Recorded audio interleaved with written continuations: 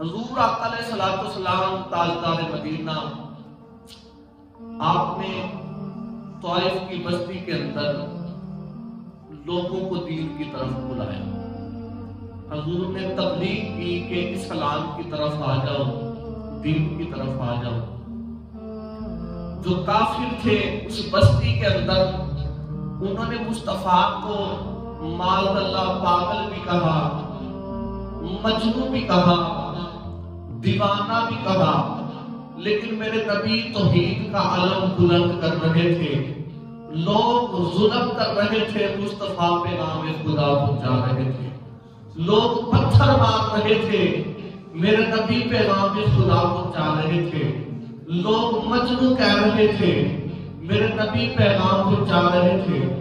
لوگ گالیاں نکال رہے تھے، لیکن قربان آمینہ کے پاک عظیم لال پر کہ مصطفیٰ پھر بھی ثابت قدمی کے ساتھ توحید کا علم بلند کر رہے تھے.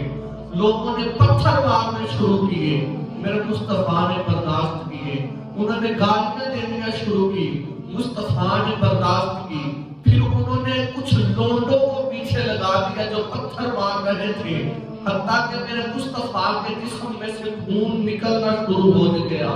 حضور کے پاؤں خون کے ساتھ بھر چکے تھے، لیکن مصطفیٰ علیہ السلام ایک باغ میں جا کر بیٹھے، وہاں پر پناہ لی.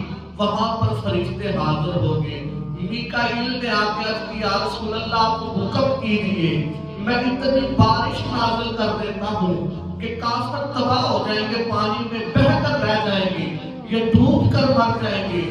میرے مصطفیٰ نے فرمایا نہیں، ایسا نہیں کرنا. پھر جناب ہواؤں والا فرشتہ مصطفیٰ کی بارگاہ کے اندر، حضور آپ کا حکم ہو تو ہوا اتنی تیز چلا دیتا ہوں کہ یہ آپس میں ٹکرا کے ان کے بھیجے سروں کے باہر آ جائیں گے اور یہ غرق ہو جائیں گے، مر جائیں گے. جنہوں نے آپ کو تکلیف دی ہے آپ ذرا ہاں کر دے. میرے مصطفیٰ نے فرمایا نہیں. حضور کی بارگاہ کے اندر جبرائیل آ گئے، یا رسول اللہ آپ حکم کریں، آپ ایک مرتبہ ہاں کر دیں، میں زمین سے اس بستی کو اٹھا کر آسمانوں کی طرف لے جا کر اس کو الٹا دے کر مارتا ہوں، ان کو غرق نیست و نابود کر دیتا ہوں. میرے مصطفیٰ کی آنکھوں میں آنسو تھے. حضور نے ہاتھ اٹھا لیے. جبرائیل نے سمجھا کہ اب بددعا کرنے لگے ہیں، لیکن میرے مصطفیٰ نے ہاتھ اٹھا کے عرض کی، مولا میں تیرا نبی ہوں، یہ تو جانتا ہے. یا اللہ یہ مجھ سے واقف نہیں، یہ مجھے نہیں جانتے، تو انہیں ہدایت نصیب فرما، تو ان پہ اپنا رحم و کرم نازل فرما. وہ پتھر مار رہے تھے، مصطفیٰ دعا دے رہے تھے. وہ گالیاں دے رہے تھے، مصطفیٰ دعائیں دے رہے تھے. وہ حضور کو مجنون دیوانہ کہہ رہے تھے، لیکن میرے نبی ہاتھ اٹھا کے ان کی ہدایت کی دعائیں کر رہے تھے. میرے مصطفیٰ نے ہاتھ اٹھا کے دعائیں کی.